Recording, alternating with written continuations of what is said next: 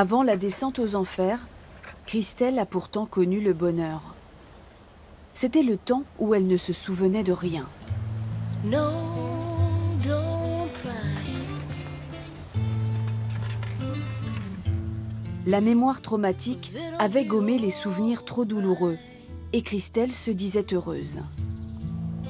I know you want De brillantes études, un poste de directrice financière au conseil régional du centre, la vie était belle. Jusqu'à ce jour de printemps 2004.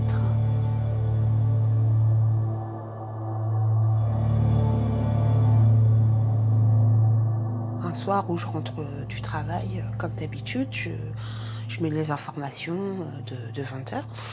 Et donc en fait au JT, c'est là qu'on parle, qu'on médiatise l'affaire Outreau. Et en fait, je reste complètement scotchée sur mon canapé. 18 enfants victimes, c'est le procès spectaculaire du réseau pédophile d'Outreau. Pédophilie, inceste, maltraitance. Les enfants âgés de 3 à 12 ans, les parents de certains de ces enfants figurent parmi les accusés. C'est un électrochoc, c'est une onde qui parcourt le corps et comme si le corps se réveillait avec la mémoire. Et c'est vraiment à partir de ce moment-là où les flashbacks vont revenir et où notamment le mot viol va revenir toutes les 5 secondes dans ma tête. Et puis les souvenirs qui réémergent, et qui surviennent vraiment comme des flashbacks à n'importe quel moment de la journée.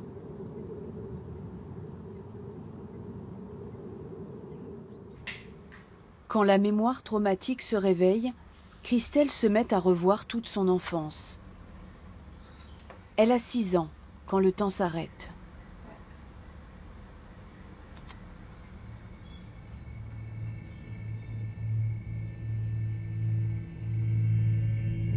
« 6 ans, c'est le début des premiers viols dans le quartier de la Source à Orléans, où elle vit à l'époque avec son père et ses 2 jeunes frères. Ma mère est partie juste quelques mois après le déménagement. À partir de là, il fait tout pour organiser un huis clos.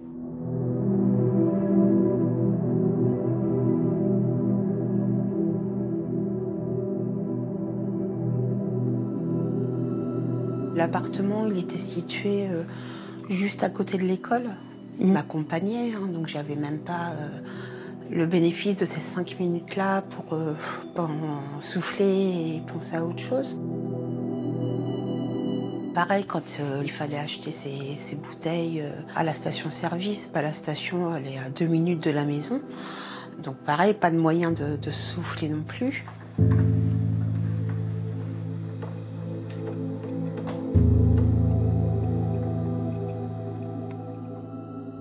Quand je dis que la vie était vraiment à huis clos, c'est vraiment à huis clos, avec les volets constamment fermés. On était dans le noir.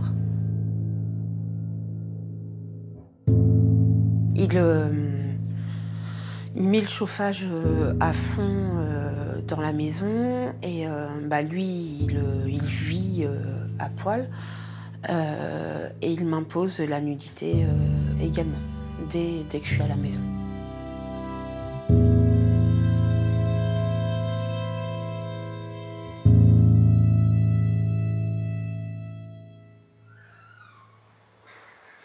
Aliette est l'une des meilleures amies de Christelle. Depuis qu'elles sont enfants, elles ne grandissent jamais loin l'une de l'autre, ont toujours partagé fou rire et lourds secrets. À l'époque, Aliette est la seule à pouvoir entrer dans l'appartement où se tient le huis clos familial. C'était un capharnaüm monstre, c'était pas forcément très propre dans la maison. Même pas propre du tout, et elle jouait le rôle de femme au foyer, elle jouait le rôle de femme de ménage pour son père, de cuisinière, de maman pour ses frères. Elle m'a demandé de pas le dire. On traînait sur notre banc dehors comme d'habitude, et effectivement, elle m'a dit, je crois dans des termes très simples, je me fais violer par mon père. C'était un duplex et nos chambres étaient à l'étage. Et je me souviens du bruit des escaliers en pleine nuit.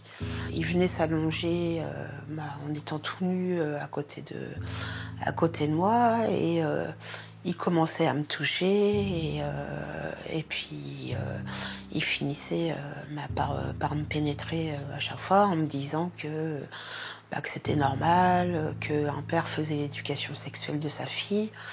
Voilà, moi, le souvenir que j'en ai, ce qui reste encore ancré en moi et dans mon corps, c'est la sensation d'étouffement et de poids sur moi, en fait. Et où, comme je suis trop petite, je suis incapable de le repousser.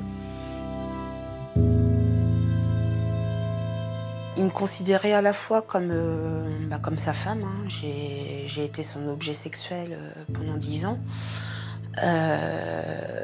Je pense qu'il aimait beaucoup les enfants jeunes. Et du coup, il me rasait le pubis systématiquement.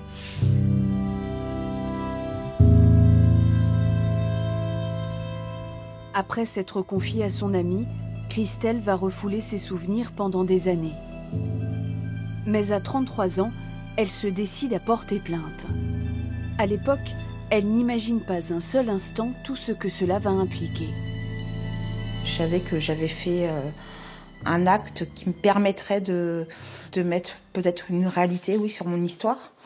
Par contre, ce que je savais pas, c'est que cette porte qui venait de s'ouvrir resterait aussi longtemps ouverte. Voilà, j'étais à milieu d'imaginer que la justice serait aussi lente et qu'il faudrait... j'en suis à 7 ans de procédure au total. Et ça, peut-être que si, avant le dépôt de plainte, j'avais su que le combat était aussi épuisant et important, je suis pas sûre que j'aurais déposé plainte. Voilà.